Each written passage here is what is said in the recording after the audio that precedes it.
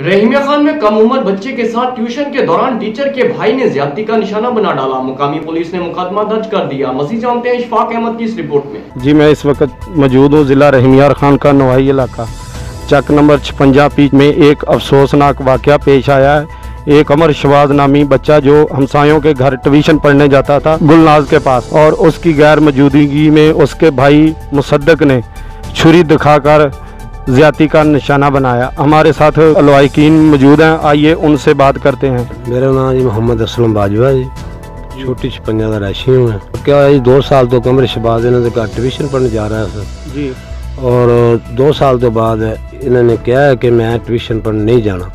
मैं पूछा क्यों नहीं जाना भाई, उन्हें कहा कि मेरे ना कमर मुसद्दक ने ज्यादती की थी है, मैं इस वजह तो इन्होंने घर ट्यूशन पढ़ने नहीं जाना। फिर असी पूछा उन्होंने, यानी कि सानू उन्होंने कोई जवाब नहीं दिता। लिहाजा सानू इस चीज़ का इंसाफ चाहिए। DSP रहीमिया खान, DPO और RP भावलपुर और वजीर आला पंजाब सानू, यानी कि असी इस चीज़ का इंसाफ चाहते हैं और मिलना चाहिए। सानू बहुत ज्यादती हुई है जी। थाना अबे ही का पर्चा भी हो गया, मेडिकल रिपोर्ट आ गई है, उड़ते भी यानी कि रिपोर्ट से ज्यादती का यानी कि सारा डॉक्टरों ने साबित हो गई। और असी ना पुलिस के खिलाफ है, क्योंकि पुलिस साना अच्छा तावन कर रही है जी। ते जो भी काम हो साना मैरिट से एक काम होना चाहिए। क्या नाम है बेटा आपका? कमर शबाज। किसके घर ट्यूशन पढ़ने जाते हो? गुलनाज। गुलनाज के पास। तो जिस दिन ट्यूशन पढ़ने आप गए हो तो गुलनाज उस दिन नहीं थी?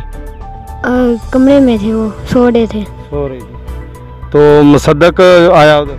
हाँ जी, और वो बैठे के साथ कमरे में लेके मेरे साथ गंदी हरकतें करता है। सर इस बंदे ने जी ज्यादती हुई है, इन्हें इंसाफ मिलना चाहिए।